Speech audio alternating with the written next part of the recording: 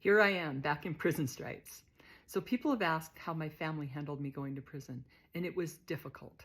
I had 3 young children, a 14, 12, and 7-year-old. My husband, Chad, waited for me for 5 years. He's amazing, and he was depressed.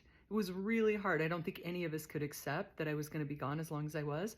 I had an attorney that was filing an appeal. Everybody thought, oh, she'll be home soon, and it didn't work out that way.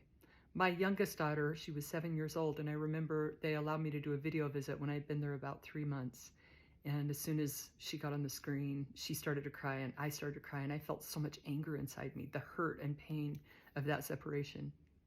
I remember the first time that my husband and kids came out to visit, and a lot of the women that saw my husband in there, they're like, he is solid, like very supportive, but it was painful for everyone. I'm going to share some pictures at the end of, when I left, how old they were, and now.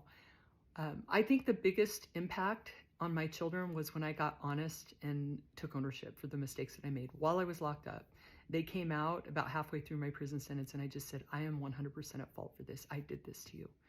My kids were depressed. They were struggling. They were teenagers. It's hard to be a teenager anyway. And just being able to talk about their pain was helpful. And it's a process. I've been home for almost 6 years now. Today, I was at my oldest daughter, Shelby's house, my husband and I, for lunch. And our daughter, Sadie, came in and gave me a hug. I took a picture. I'll post it at the end. But my kids are beautiful, and I'm so proud of them. But man, was it difficult. It just is. There's no way around that. And we had to do that together.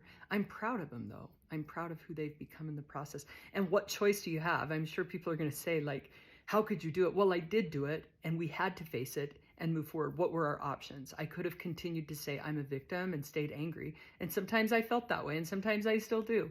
But it's a process of moving together as a family. And we've done that, and I'm so proud of my family for doing it with me.